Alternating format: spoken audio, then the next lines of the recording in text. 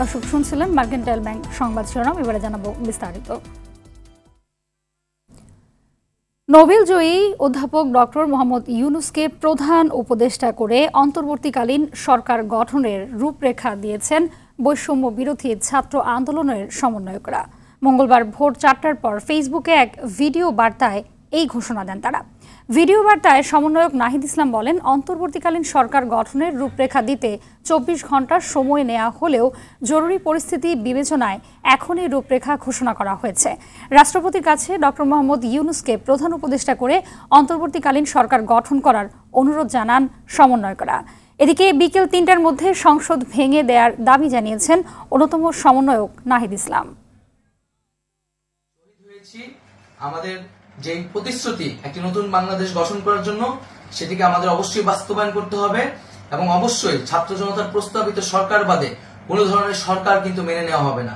আমরা বলেছি, কোনো ধরনের সেনা শাসিত সরকার অথবা সেনা সমর্থিত সরকার অথবা এই ফ্যাসিস্টদের দোসরদের কোনো বি টিম সরকার কিন্তু আমরা মেনে নেব না। কোনো গণবিরোধী সরকারকে মেনে নেওয়া হবে না। ছাত্র জনতার অভ্যুত্থানকারী যে প্রস্তাবিত সরকার, অন্তর্বর্তীকালীন সরকার, যেটা আমরা সিদ্ধান্ত উপনীত হয়েছি ডক্টর মোহাম্মদ ইউনুসকে প্রধান উপদেষ্টা করে এই সরকার গঠন করা হবে, সেই সরকারকেই বাস্তবায়ন করতে হবে অবিলম্বে। আগামীকাল সকাল থেকে সকলকে আহ্বান জানাচ্ছি রাজপথে থাকার জন্য এবং আমাদের যে সাম্প্রদায়িক সম্প্রীতি এবং রাষ্ট্রীয় সম্পদ রক্ষা কমিটির ঘোষণা হয়েছে বৈষম্য বিরোধী ছাত্র আন্দোলনের নেতৃত্বে, সকল পাড়ায় পাড়ায় এলাকায় এলাকায় সেই কমিটি পাহারায় থাকবে। আমাদের সংখ্যালঘু কমিউনিটিকে আমাদের রক্ষা করতে হবে, রাষ্ট্রীয় সম্পদ এবং এই দেশকে রক্ষা করতে হবে আমাদের। 24 ঘন্টার মধ্যে বর্তমান সংসদ ভেঙে দিয়ে অন্তর্বর্তীকালীন সরকার গঠন করতে রাষ্ট্রপতির কাছে আহ্বান জানিয়েছেন বিএনপির মহাসচিব মির্জা ফখরুল ইসলাম আলমগীর। সকালে গুলশানে দলের চেয়ারপারসনের কার্যালয়ে বিএনপির স্থায়ী কমিটির সদস্যদের বৈঠক শেষে তিনি সব গণতান্ত্রিক শক্তিকে ঐক্যবদ্ধ হয়ে অর্জিত স্বাধীনতা রক্ষায় ভূমিকা রাখার আহ্বান জানান। রিপোর্ট করছেন জাহিদ রহমান। উদ্ভূত পরিস্থিতিতে বিএনপির চেয়ারপারসনের রাজনৈতিক কার্যালয়ে বৈঠক করে দলটির স্থায়ী কমিটির সদস্যরা। এতে লন্ডন থেকে ভার্চুয়ালি যুক্ত হন বিএনপির ভারপ্রাপ্ত চেয়ারম্যান তারেক রহমান। ফ্যাসিবাদ মুক্ত বাংলাদেশে শুভেচ্ছা জানাচ্ছি একটি গণতান্ত্রিক বাংলাদেশের প্রত্যাশায়। বৈঠক শেষে অর্জিত বিজয় ও স্বাধীনতা সুসংহত করতে সব নাগরিককে দায়িত্বশীল ভূমিকা পালনের আহ্বান জানান মির্জা ফখরুল। বিভিন্ন প্রতিষ্ঠানে প্রতিশোধমূলকভাবে অগ্নিসংযোগ করছেন, লুটপাট করছেন, বাড়িঘরে হামলা করছেন, এটা দয়া করে অবিলম্বে এই মুহূর্ত থেকে বন্ধ করুন। যারা এটা করছেন তারা কেউ এই আন্দোলনের লোক নন, তারা সবাই কিন্তু আপনার যারা আন্দোলনের বিরোধিতা করেছে তারা এবং তাদের লোকেরাই করছে। ডক্টর ইউনুসকে অন্তর্বর্তী সরকারের প্রধান করে ছাত্রদের দেয়া রূপরেখায় বিএনপির আস্থা রয়েছে বলে জানান মির্জা ফখরুল। 24 ঘন্টার মধ্যেই এই কাজগুলো সমাধান করতে হবে। আমি রাষ্ট্রপতির কাছে আহ্বান জানাচ্ছি, কাল বিলম্ব না করে আপনি আজকে এর মধ্যেই 24 ঘন্টা প্রায় হয়ে যাচ্ছে, 2টার মধ্যেই আপনি দয়া করে এটাকে অবিলম্বে এই পার্লামেন্টকে ভেঙে দিয়ে আপনারা একটা অন্তর্বর্তীকালীন নিরপেক্ষ সরকার গঠন করুন। অন্যথায় দেশে আবার রাজনৈতিক শূন্যতা দেখা দিতে পারে। ফ্যাসিবাদ মুক্ত বাংলাদেশ গড়তে যেসব ছাত্র জনতা প্রাণ দিয়েছেন তাদের প্রতি শ্রদ্ধা জ্ঞাপন করা হয় সংবাদ সম্মেলনে। শ্রদ্ধা জানাতে চাই সেই সমস্ত শহীদদের, যারা ছাত্র এবং জনতা, যারা এই দীর্ঘ 15-16 বছরের যে গণতান্ত্রিক সংগ্রাম, সেই সংগ্রামে যারা প্রাণ দিয়েছেন তাদের প্রতি আমরা গভীর শ্রদ্ধা নিবেদন করছি। জাহিদ রহমান, RTV, ঢাকা। বিচারপতিরা শপথ ভঙ্গ করে আওয়ামী লীগের রাজনীতি করেছেন, বিভিন্ন রাজনৈতিক দলের নেতাকর্মীদের সাজা দিয়েছেন এবং দুর্নীতি করেছেন। এজন্য তারা বিচারক হওয়ার অনুপযুক্ত বলে মন্তব্য করেছেন সুপ্রিম কোর্ট বারের সভাপতি barrister Mahbub Uddin Khokon. Supreme court প্রাঙ্গণে সাংবাদিকদের সঙ্গে আলাপকালে তিনি 1 সপ্তাহের মধ্যে দুর্নীতিগ্রস্ত বিচারপতিদের পদত্যাগের আহ্বান জানান। বলেন, অতি উৎসাহী হয়ে বিচার ব্যবস্থাকে দূষিত করেছেন তারা।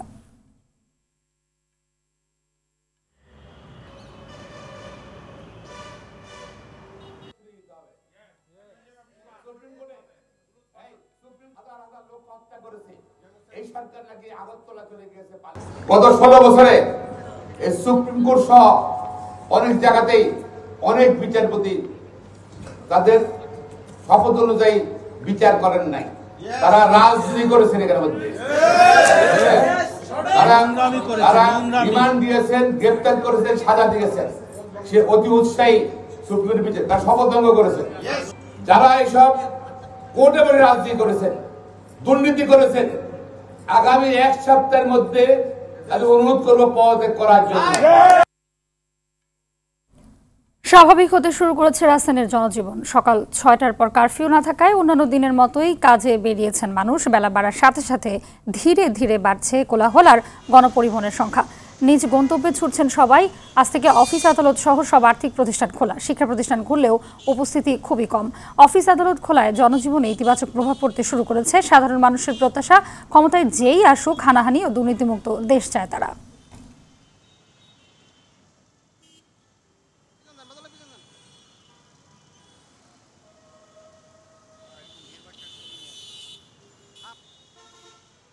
যে সরকারি ক্ষমতায় আসুক বা যেই আসুক, 1 নাম্বার বাংলাদেশের জিরো টলারেন্স দুর্নীতি। যত বড়ই অফিসার হোক, দুর্নীতির জিরো টলারেন্স। আর দ্রব্যমূল্যের দাম নাগালের ভিতরে আনতে হবে, এই ছাড়া আর কোনো দাবি নেই। প্রত্যেকটা মানুষের জানমাল এখনো সংকটের মুখে আছে। এখনো পাবলিক, সাধারণ মানুষ রাস্তায় বের হতে ভয় পাচ্ছে। আমাদের বক্তব্য এটাই, খুব দ্রুত আর্মি, সেনাবাহিনী যেই হোক, যে অন্তর্বর্তীকালীন সরকার গঠন করে দেশটাকে স্বাভাবিক পর্যায়ে নিয়ে এসো। চাচ্ছি এখন মনে হয় শান্তি পরিবেশ একটা চাচ্ছি, যাতে যেভাবে ভালো হবে ওইভাবে যাতে থাকে আর কি। এখন যে শান্তশিষ্টভাবে যাতে দেশটা চলে, এটাই চাচ্ছিলাম আর কি। মানুষের জানমাল রক্ষার দায়িত্ব আমাদেরই। এটা জাতীয় সম্পদ, রাষ্ট্রের সম্পদ, কোনোভাবে যেন ধ্বংস না হয় সেদিকে আমাদের সচেতন থাকতে হবে, সজাগ থাকতে হবে। দর্শক, এবার রাজধানীর কারণ বাজার থেকে সরাসরি যুক্ত হচ্ছেন সহকর্মী ইকবাল। অনেক জানাবেন যে রাজধানীর সার্বিক পরিস্থিতি কেমন দেখছেন এই মুহূর্তে। হাবিবা, আপনি যেমনটি বলছিলেন যে ছাত্র জনতার যে 1 দফার দাবি গতকাল কিন্তু বাস্তবায়ন হয়েছে এবং আওয়ামী লীগের যে দুঃশাসন ছিল সেই দুঃশাসনকে মুক্ত করে জনগণ কিন্তু তারা শান্তির নিঃশ্বাস ফেলছেন বলে মন্তব্য করেছেন অনেকেই। এবং এই মুহূর্তে আমি আছি কিন্তু কারণ বাজার মোড়ে, কিন্তু এই মুহূর্তে কিন্তু আইন শৃঙ্খলা বাহিনীর সদস্য কিন্তু রাজধানীর কোথাও নেই। কিন্তু এই যে নগরের যে সড়কে চলাচলের যে যানজটের টুকটাক সৃষ্টি হচ্ছে সেটি কিন্তু নিয়ন্ত্রণ করছেন যে সাধারণ মানুষ। এই যানজট নিরসন করছেন এবং ট্রাফিক ব্যবস্থাপনা সেটাও কিন্তু তারা দেখভাল করছেন এবং প্রতিটি সিগন্যাল তারা নিয়ন্ত্রণ করছেন। একে এক পর্যায়ে প্রতিটি সিগন্যাল তারাও ছেড়ে দিচ্ছেন এবং যাতে মানুষের ভোগান্তি না হয়। এবং আমরা রাজধানীর বেশিরভাগ এলাকায় সকাল থেকে ঘুরেছি, সেখানেও আমরা দেখেছি যেহেতু আজকে আইএসপিআর থেকে বলা হয়েছে অফিস, সরকারি বেসরকারি যে অফিসগুলো রয়েছে এবং শিক্ষা প্রতিষ্ঠানগুলো রয়েছে সব কিছুই খুলে দেওয়া হয়েছে। খুলে দেওয়ার পর কিন্তু জনজীবনে এক ধরনের স্বস্তিও ফিরে এসেছে এবং গণপরিবহন চলাচল করছে। শুধু দূরপাল্লার বাসগুলো এখনও ছেড়ে যায়নি, কিন্তু অফিসেগামী যারা আছেন তাদের ভোগান্তি যাতে না হয় এজন্য আমরা বিভিন্ন পয়েন্টে দেখেছি সাধারণ যে শিক্ষার্থীরা আছে তারা কিন্তু ওই ট্রাফিক ব্যবস্থাটা নিয়ন্ত্রণ করছেন। আর সাধারণ মানুষের সঙ্গে আমরা কথা বলার চেষ্টা করি, তারা বলছেন যে আওয়ামী লীগ সরকারের যে দীর্ঘ 15 বছর যে দুঃশাসন ছিল সেই দুঃশাসন থেকে মুক্ত হয়েছেন তারা। আজকেও কিন্তু আমরা বিভিন্ন রাজধানীর বিভিন্ন পয়েন্টে দেখেছি হচ্ছে মানুষ বিজয় উল্লাস করছেন। এই ছিল হাবিবা আমার কাছে কারণ বাজার এলাকা থেকে সবশেষ অবস্থা। ধন্যবাদ আপনাকে।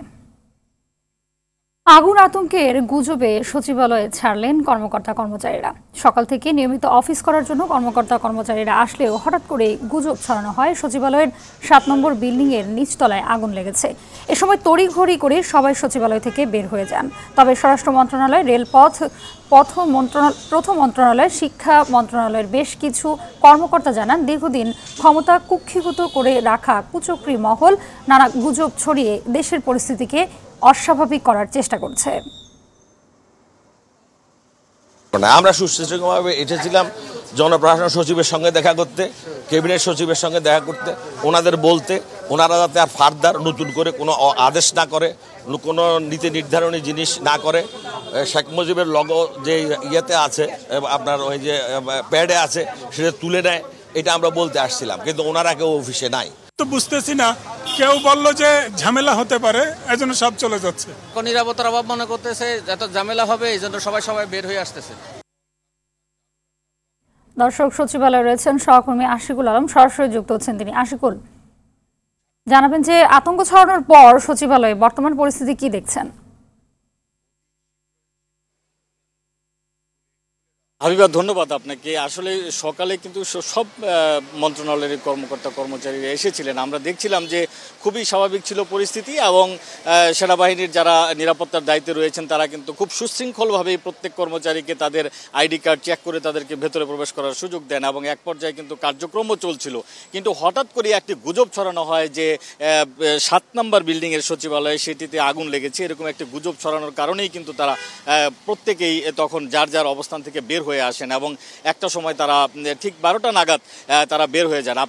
আপনি দেখতে পাচ্ছেন যে এখন কিন্তু সেনাবাহিনী তা পুরোপুরি কর্ডন করে রেখেছে এবং বাইরেও কিন্তু আমরা দেখছি যে সাজোয়া যানও কিন্তু রয়েছে এবং যারা আসছেন এখনও যারা ভেতরে রয়েছেন তারা ধীরে ধীরে বের হয়ে আসছেন। তবে অনেকেই বলছিলেন, যারা কর্মকর্তারা বলছিলেন এবং তারা বলছেন যে যারা দীর্ঘদিন যাবৎ এই ক্ষমতাকে কুক্ষিগত করে রেখেছিলেন এরকম একটি গ্রুপ, একটি চক্র, তারা কিন্তু এই স্বাভাবিক কার্যক্রমকে ব্যাহত করার চেষ্টা করছে। আমরা দেখছিলাম যে সচিবালয় থেকে একজন বের হয়ে এসেছিলেন, আমরা তার সাথে একটু কথা বলতে চাই। আপনি কোন মন্ত্রণালয়ে আছেন এবং এখনকার পরিস্থিতিটা কি? আমি বিদ্যুৎ জ্বালানি খনিজ সম্পদ মন্ত্রণালয় জ্বালানি ও খনিজ সম্পদ বিভাগে আছি।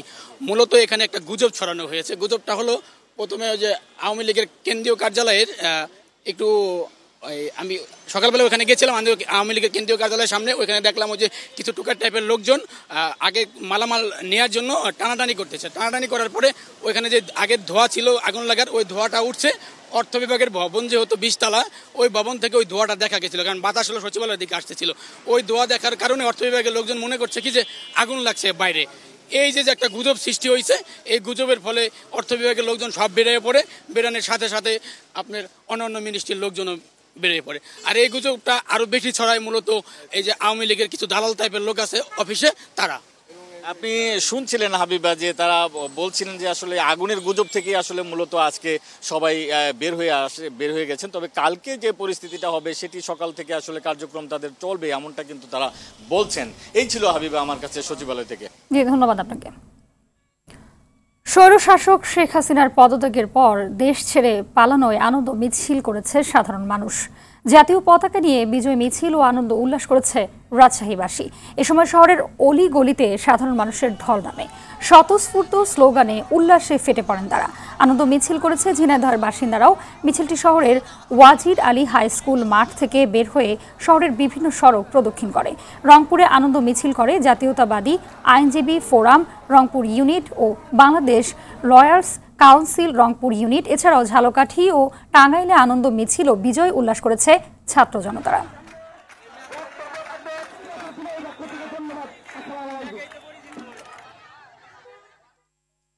দর্শক, এই বিষয়ে বিস্তারিত জানাতে ব্রাহ্মণবাড়িয়ার আখাউড়া থেকে সরাসরি যুক্ত হচ্ছেন সহকর্মী সাদ্দাম হোসেন। সাদ্দাম, জানাবেন যে সাধারণ মানুষের মধ্যে উল্লাস কেমন দেখছেন এবং কি বলছেন তারা? হাবিবা, আপনাকে ধন্যবাদ। আপনি জানেন যে বেশ কয়েকদিন যে দেশের যে সহিংসতার পরে কিন্তু বর্তমানে কিন্তু দেশের যে পরিস্থিতি স্বাভাবিক রয়েছে, তার মধ্যে কিন্তু ব্রাহ্মণবাড়িয়ার আখাউড়াতে কিন্তু সকাল থেকে পরিস্থিতি স্বাভাবিক রয়েছে এবং আমরা দেখলাম যে আসলে বিজয়ের উল্লাসও কিন্তু করেছে বেশ কয়েকটি জায়গায় এবং তারা বিজয়ের পতাকা নিয়ে তারা মিষ্টি বিতরণ করেছেন এবং সকাল থেকেই তারা কিন্তু বিভিন্ন দোকানপাট রাস্তাঘাট সব জায়গায় কিন্তু মানুষের একটি উল্লাস দেখতে পাচ্ছে এবং মানুষ কিন্তু স্বতঃস্ফূর্তভাবে স্বস্তি নিয়ে কিন্তু তারা এই বিভিন্ন স্থানে বিভিন্ন হাট বাজার কিন্তু তারা ঘোরাফেরা করছে। আমি যদি আপনি জানেন যে এখানে একটি স্থলবন্দর রয়েছে, স্থলবন্দরের মাছ রপ্তানি সাধারণ সম্পাদক রয়েছে, আমি জানতে চাচ্ছি যে আপনার এখানে দিয়ে মাছ রপ্তানি হয়েছে কিনা? হ্যাঁ, আজকে অন্যান্য দিনের মতো স্বাভাবিকভাবে আমাদের মাছ রপ্তানির কার্যক্রম স্বাভাবিক ছিল। আর জনমনে ভীতি সঞ্চার কেটে গিয়ে আজকে মানে উৎসাহ উদ্দীপনার মধ্য দিয়ে দোকানপাট খুলেছে। জনজীবন আগে সাধারণ দিনের মতো স্বাভাবিক রয়েছে। ধন্যবাদ। আমরা শুনছিলাম যে এখানকার যেহেতু দেশের দ্বিতীয় বৃহত্তম একটি স্থলবন্দর রয়েছে, আগারো স্থলবন্দর কিন্তু স্বাভাবিক রয়েছে। আমি আরেকজনের কাছে যদি একটু জানতে চাচ্ছি যে আসলে এই যে এখন জনমনের স্বস্তি ফিরছে, এই ব্যাপারটা কেমন লাগছে আপনার কাছে? আসলে আপনারা জানেন গত কিছুদিন ধরে সাধারণ মানুষের মধ্যে যে ভয়ভীতি ছিল তা অনেকটাই গতকালে স্বৈরাচারী শেখ হাসিনার পতনের মাধ্যমে তা সাধারণ মানুষের মধ্যে আনন্দ উল্লাস হয়েছে। আপনারা জানেন ছাত্র এবং জনতার সেই বিজয় হয়েছে। এখন আমাদের এলাকার মতো সারা দেশে কিন্তু সাধারণ মানুষ রাস্তাঘাটে চলাফেরা করছেন, তাদের মধ্যে এখন আর কোনো ভয়ভীতি নেই। অফিস আদালতে খুলেছেন। তো আমি আশা করব এখন যে অন্তর্বর্তীকালীন যে সরকার হবে, এই সরকার যাতে সুন্দরভাবে আমাদেরকে দেশ পরিচালনা করেন এবং সুষ্ঠু একটি নির্বাচন উপহার দেন, আমরা সেই আশাই করব। জি ধন্যবাদ। হাবিবা, যেমনটা শুনছিলেন আসলে সকাল থেকে কিন্তু দোকান পাট সহ বিভিন্ন জায়গায় কিন্তু মানুষের উপস্থিতি লক্ষ্য করছি। তবে আপনি জানেন যে আজকে থেকে কিন্তু স্কুল কলেজ মাদ্রাসা এটা খোলার কথা ছিল এবং এটা খোলাই ছিল, কিন্তু আসলে শিক্ষার্থীদের উপস্থিতি তেমন কিন্তু লক্ষ্য করা যাচ্ছে না। তো হাবিবা, এই ছিল ব্রাহ্মণবাড়িয়ার আখাউড়া থেকে আমার কাছে সর্বশেষ। ধন্যবাদ আপনাকে।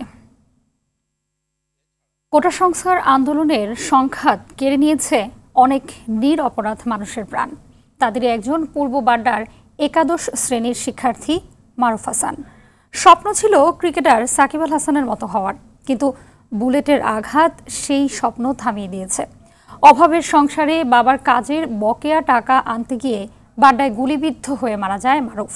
কোটা সংস্কার আন্দোলনে নিহতদের নিয়ে আলাউদ্দিন আলীর ক্যামেরায় বিলাল হোসেনের ধারাবাহিক প্রতিবেদনের চতুর্থ পর্বে থাকছে এই শিক্ষার্থীর দুঃখগাথা।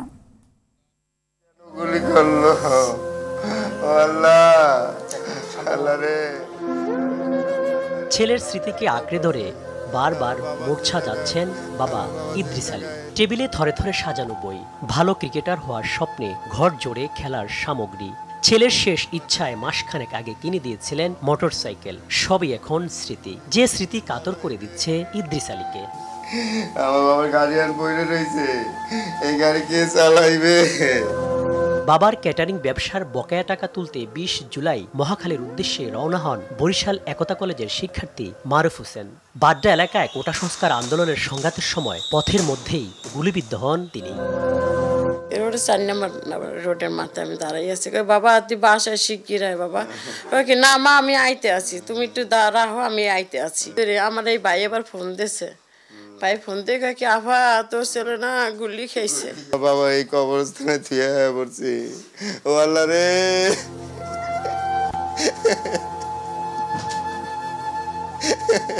আমার ভাই কানাডা যাবে, আমাকে নিয়ে যাবে। আমার ভাই বলছে তুমি অনেক পড়াশোনা করো, ইংলিশ শিখো।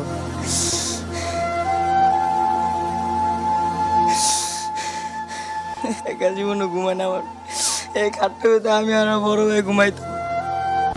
ঢাকায় পড়ালেখা করলে সঙ্গদোষে বিপদে চলে যাওয়ার ভয় থেকে ছেলেকে বরিশালে ভর্তি করেছিলেন বাবা। সেখানে গিয়ে কেবল পরীক্ষায় অংশ নিতেন মারুফ। খারাপ সঙ্গ থেকে রক্ষা পেলেও বুলেটকে সঙ্গী করে না ফেরার দেশে পাড়ি জমান এই শিক্ষার্থী।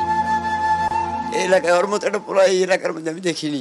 ওর শুধু খেয়ালই ছিল পড়াশোনা আর ওর বাপের হেল্প করার। আওয়ামী লীগ, বিএনপি, জামাত এদের কোনো সাথে আমরা জড়িত না, আমরা সাধারণ মানুষ। এসএসসি ভালো রেজাল্ট করছে আমার ছেলে, আমার কাছে বাবা আমি বড় হয়ে তুমি পরিশ্রম করো, আর পরিশ্রম করা লাগবে না।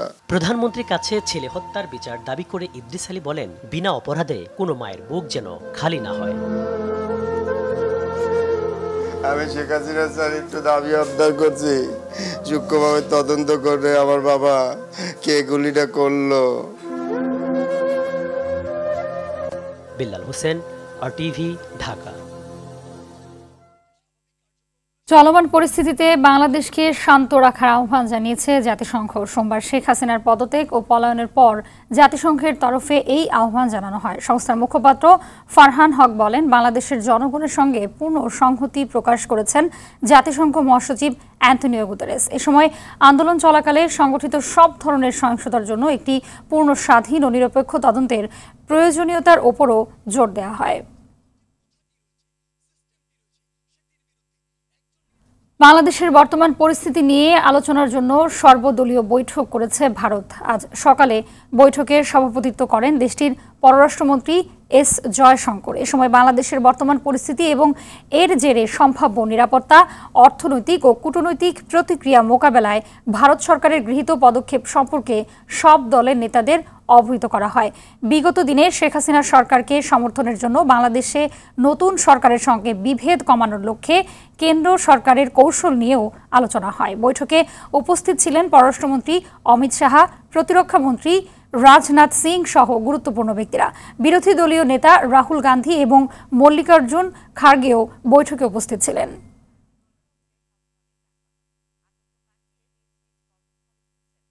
প্রায় ৮ বছর পর আয়না ঘর থেকে মুক্তি পেয়েছেন প্রয়াত জামায়াত নেতা মীর কাশেম আলীর ছেলে ব্যারিস্টার আহমদ বিন কাশেম আরমান ও অধ্যাপক গোলাম আজমের ছেলে অবসরপ্রাপ্ত ব্রিগেডিয়ার জেনারেল আবদুল্লাহিল আমান আল আজমি। সকালে জামায়াতের পক্ষ থেকে আরটিভিকে বিষয়টি নিশ্চিত করা হয়েছে। এর আগে 2016 সালের 9 আগস্ট মিরপুর ডিওএইচএস এর বাসা থেকে ব্যারিস্টার আহমদ বিন কাশেম আরমানকে নিজ বাসা থেকে ধরে নিয়ে যায় আইনশৃঙ্খলা রক্ষাকারী বাহিনীর সদস্যরা। এরপর থেকে তাকে কথিত আয়নাঘরে রাখা হয়েছিল বলে গুজব ছিল। আওয়ামী স্বৈর সরকার পতনের একদিনেই সবজির বাজারে স্বস্তি। কমেছে বেশিরভাগ পণ্যের দাম। 100 টাকার বেগুন বিক্রি হচ্ছে 7 টাকায়, 400 টাকার কাঁচামরিচ মিলছে 100 টাকায়। এদিকে কোটা বিরোধী ছাত্র আন্দোলনে পরিবহন সংকটের অজুহাত ও ব্যবসায়ীদের সিন্ডিকেটে 5 থেকে 8 টাকা বাড়তি দামে বিক্রি হচ্ছে চাল। 10 টাকা বেড়ে মসুরির ডাল এখন 140 টাকা। সেলিম মালিকের রিপোর্টে বিস্তারিত। আওয়ামী লীগ সরকারের চরম স্বৈরতন্ত্রের প্রভাবে বাজারে রন্ধ্রে রন্ধ্রে সিন্ডিকেটের কারসাজি। পণ্যের সরবরাহ ঠিকঠাক থাকলেও অজানা কারণে বেড়ে যেত দাম। সিন্ডিকেট ব্যবসায়ীদের পকেটে হাজার হাজার কোটি অবৈধ টাকা।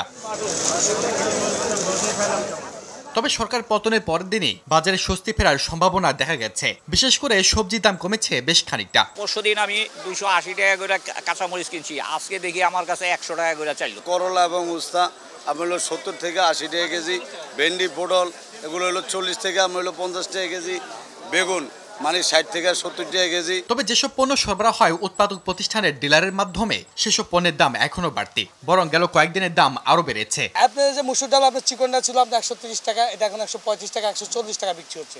মোটা ডাল বিক্রি হচ্ছে আপনার 100 থেকে 105 টাকা, ওই ডালটা এখন 105 থেকে 115 টাকা 10 টাকা পর্যন্ত বিক্রি হচ্ছে। গেল কয়েকদিনে কেজি প্রতি মিনিকেট, বিয়ার আটাশ ও মোটা চালের দাম বেড়েছে 5 থেকে 8 টাকা। যে মিনিকেট চাল ছিল 85 টাকা এখন 70 টাকা, যে আটার চাল ছিল 55 এখন 60 টাকা, যে মোটা চাল ছিল 52 টাকা এখন 60 টাকা। ব্যবসায়ীরা বলছেন বাজারে পণ্যের অস্বাভাবিক দাম বৃদ্ধির পেছনে আওয়ামী লীগ সরকারের প্রচ্ছন্ন সহযোগিতায় অবৈধ সিন্ডিকেট দায়ী। এক কাপ চা থেকে শুরু করি, পানি থেকে শুরু করে রাত্রে শোয়া পর্যন্ত যা খাই একটু সম্পূর্ণ পুরো সিন্ডিকেট নিয়ন্ত্রণ হতে যাওয়া নতুন সরকারের প্রধান উদ্দেশ্য হওয়া উচিত নিত্যপণ্যের স্বস্তি। এই কাঁচামাল থেকে শুরু করে সবটি বাজারে একটা সিন্ডিকেট ভাঙানো দরকার। নতুন সরকার যে আসুক জনগণের চাহিদার যেন পূরণ করতে পারে সেই পদক্ষেপ যেন গ্রহণ করে। ওই সমস্ত কোল্ড স্টোরে একটা নির্ধারিত দাম ঝুলাইয়া দিয়া এর উপরে কেউ বিক্রি করতে পারবে না।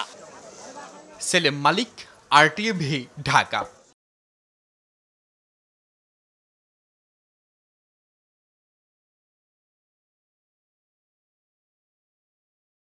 জানাবো ন্যাশনাল লাইফ ইন্স্যুরেন্স আন্তর্জাতিক সংবাদ। গুগলের একচেটিয়া অনলাইন অনুসন্ধানকে অবৈধ বলে রায় দিয়েছেন মার্কিন আদালত। বলা হয় প্রতিযোগিতার পথ রুদ্ধ করতে অনলাইন অনুসন্ধানের ক্ষেত্রে একচেটিয়াভাবে আধিপত্য বজায় ও বিজ্ঞাপন সংগ্রহে অবৈধ কৌশল নিয়েছে গুগল। স্থানীয় সময়ে সোমবার ওয়াশিংটন ডিসির আদালতে মার্কিন জেলা বিচারক অমিত মেহতা এ রায় দেন। স্মার্টফোন এবং ব্রাউজারে ডিফল্ট সার্চ ইঞ্জিন হিসেবে গুগল আছে কিনা তা নিশ্চিত করতে বিলিয়ন বিলিয়ন অর্থ দেওয়ারও কথাও বলা হয়। এই রায়ের ফলে গুগল এবং অ্যালফাবেট কী ধরনের শাস্তির মুখোমুখি হবে তা এখনও স্পষ্ট নয়। রায়কে গুগলের মূল কোম্পানি অ্যালফাবেটের জন্য একটি বড় ধাক্কা বলেই মনে করছেন বিশেষজ্ঞরা। দুপুরের সংবাদ এ পর্যন্তই। সবশেষ সংবাদ জানতে যে কোনো মোবাইল ফোন থেকে 2414 নম্বরে ডায়াল করুন। জেলা সংবাদ বিকেল 5:15টায় দেখার আমন্ত্রণ রইল। ধন্যবাদ সবাইকে।